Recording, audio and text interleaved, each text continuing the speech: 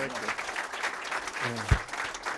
Thank you. Thank you for coming out on a lovely Friday night in Washington. Washington is truly in its glory tonight, and you probably had choices. I'd like to say hello to a very special friend, Charlie Peters, ladies and gentlemen, the founding editor of one of the great publications ever, the Washington Monthly. I've had a great fondness for this guy for many years.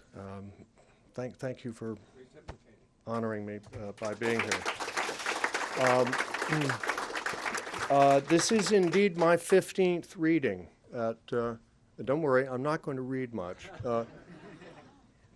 Barbara Mead, after in one introduction, she started introducing me as sort of the Eloise of politics and prose, because I sort of grew up here. But my first reading was in 1982. But anyway, thank you for that very generous introduction.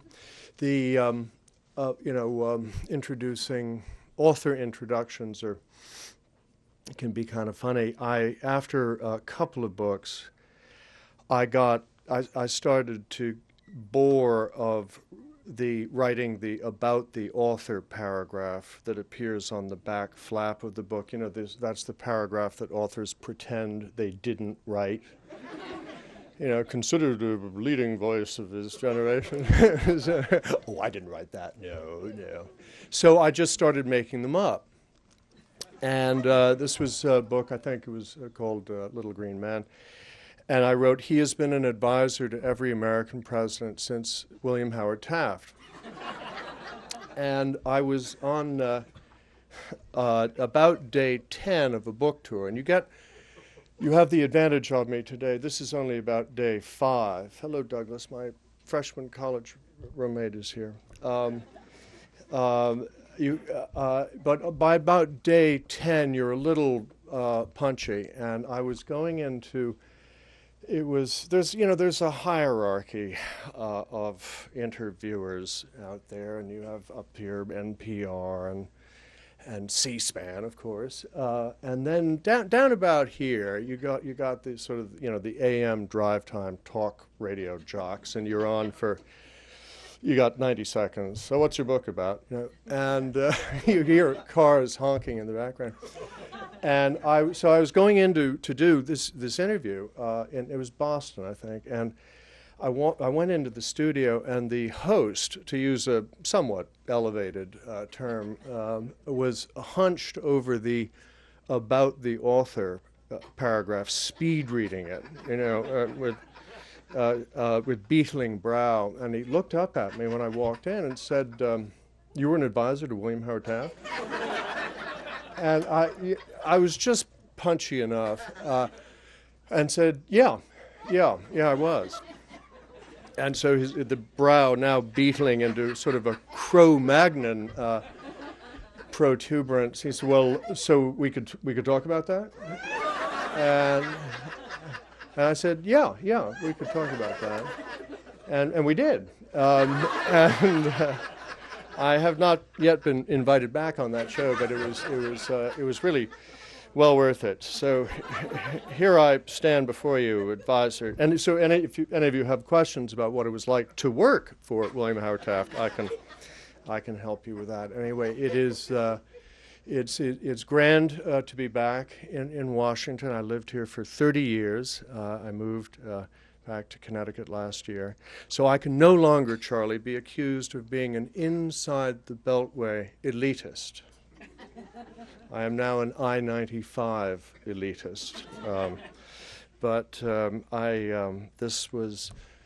Washington was and always will be a very special place for me. I came down to write speeches for George Herbert Walker Bush when he was vice president. I write satire, and here we are in ground zero. It's it is a satirist's playground. Washington, we never really lack for characters, scoundrels, my characters, fictional characters, tend to take after their author.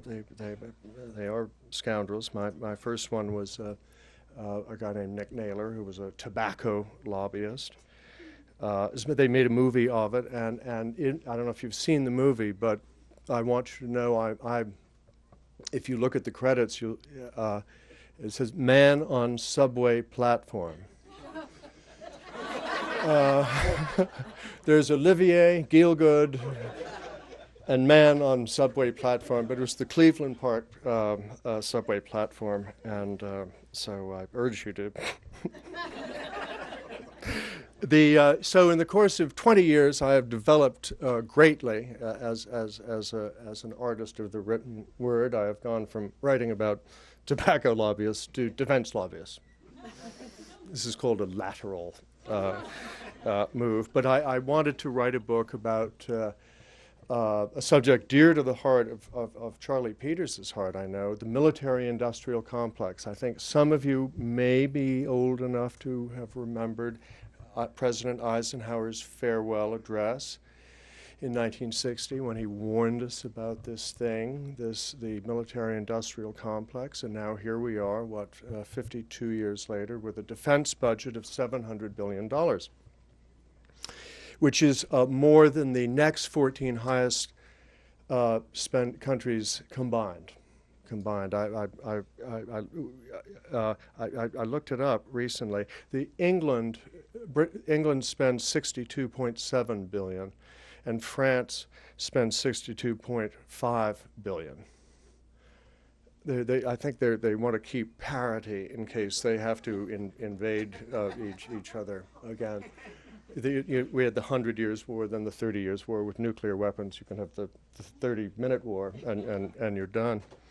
So the main character of this book, his name is Bird McIntyre, and he works for an aerospace giant called Groping Sprunt, which seemed to me a good name for an aerospace giant. And they are based in Missile Gap, Alabama, which seemed likely. In the book, the Congress is concerned about spending. So right away, you know it's fiction. And he is, Groping Sprunt has come up with this scary new weapons program aimed at China. But they're having a hard time getting it through the Appropriations Committee because, China is, it's tricky. We have we depend on China. In fact, there's an entity in the book called the U.S.-China Codependency Council. And who's to say there isn't one out there? Maybe the Washington Monthly is writing about it. But we depend on China to pay our monthly mortgage, and we are in one sense borrowing money from China in order to build weapons to protect us from China. There is one. How did we get to that? It reminds me a little bit of the great line, Yogi Berra's great moment. Someone informed Yogi Berra that a Jewish woman had been elected mayor of Dublin. And his response to this was, only in America. Oh, Yogi Berra. So anyway, so Bird is tasked with fomenting anti-Chinese sentiment. His boss tells him, Bird, it's time to put the red back in Red China. And so he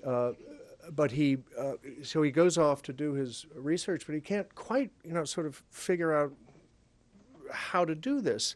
So he goes to see a woman named Angel Templeton, and Angel is a tall, leggy, blonde, mini-skirted PhD, worked at the Pentagon, worked at the White House, and she's, if she reminded you of a certain right-wing, tall, leggy, blonde, mini-skirted, outrageous pundit, you would probably not be far from the mark. And she runs a think tank. That doesn't everyone in Washington. Someday I would like to have my own think tank. I could put fish in it. But it's called the Institute for Continuing Conflict. And this is the center of the so-called Oreo con movement, hard on the outside, soft on the inside. Yeah, hard, the